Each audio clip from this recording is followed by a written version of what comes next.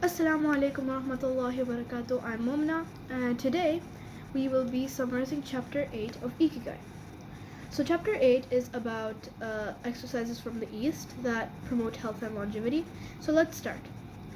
Um, in a study conducted has shown that people who achieve longevity don't are not the ones who do exercise, but they're the ones who move the most. Like centenarians in blue zones, they actually walk around a lot and they do karaoke a lot. They don't just like sit there reading a newspaper.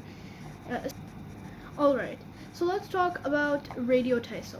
Radio Taiso is a morning warm up, which was there before World War II, and the radio part comes from because um, the instructions usually used to come from a radio, so it's called Radio Taiso.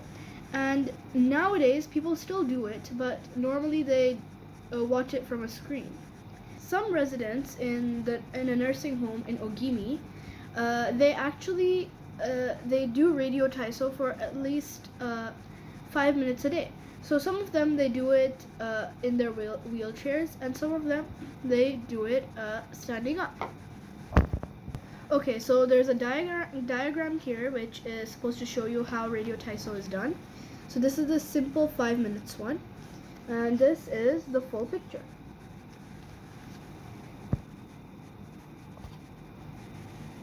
Okay, so you can pause to see those instructions and maybe try it out. So now let's talk about yoga. Yoga is originally from India, but it's very popular in Japan and China.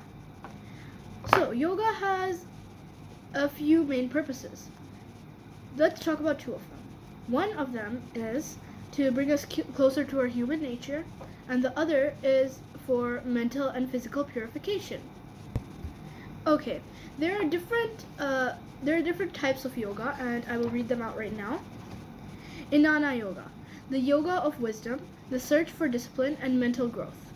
Karma yoga focuses on action, on tasks and duties that benefit oneself and one's community. Bhakti yoga, the yoga of devotion and surrender to the divine. Mantra yoga focuses on the recitation of mantras to teach a state of relaxation.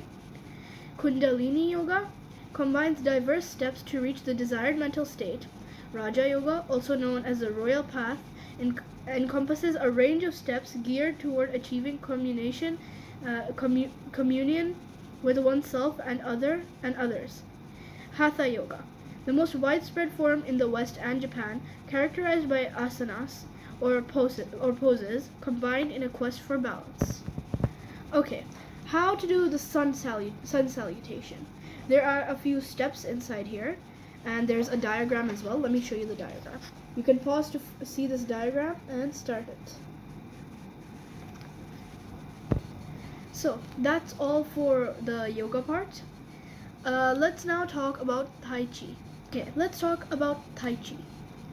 Tai Chi, or Tai Chi Chuan, is a Chinese martial art, and it is very popular in Japan.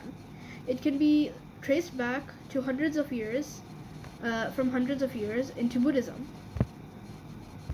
It was created by a Taoist master, and martial arts practitioner, Zhang Sanfeng. Though it was Yan Luchan who in the 19th century shared this martial arts with the rest of the world. Okay, just like yoga, Tai Chi has a lot of different styles. Let's talk about them. Chen style alternates between slow movements and explosive ones. Yang style, the most widespread of the forms, characterized by slow, fluid movements. Wu style utilizes small, slow, deliberate movements. Hao style, centered on internal movements with almost microscopic external movements, one of the least practiced forms of Tai Chi, even in China. And despite their differences, they all have the same objective: to control movement through stillness, to overcome force through finesse, to move second and arrive first, to know yourself and your opponent. Okay, now let's talk about the 10 basic principles of Tai Chi. Number 1. Elevate the crown of your head and focus all your energy there. Number 2. Tighten your chest and expand your back to lighten your lower body. Number 3. Relax your waist and let it guide your body. Number 4. Let it learn to differentiate between heaviness and lightness, knowing how your weight is distributed. 5. Relax your shoulders to allow free movement of the arms and promote the flow of energy. Number 6. Value the agility of the mind over the strength of the body. Number 7. Unify the upper and lower body so they act in concert. Number 8. Unify the internal and external to synchronize mind, body, and breath. Number 9. Do not break the flow of your movement, maintain fluidity and harmony. And number 10. Look for stillness and movement. An active body leads to a calm mind. Okay, now there is a famous movement in Tai Chi, which is like imitating clouds. So here is the diagram. Okay, you can pause and try it. Okay, now we can talk about Qigong. So, Qi means life force or energy, and Gong means work.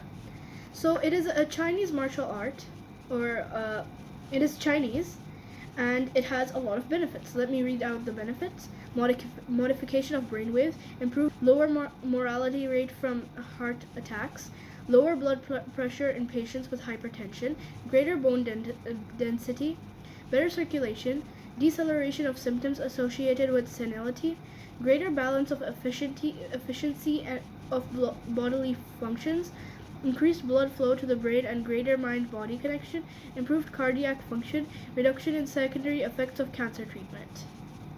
Now, in Qigong, you basically try to imitate the elements. So here are the imitations of the element. This imitation of element is earth. This imitation is water, and this one is wood. This one is metal, this one is fire.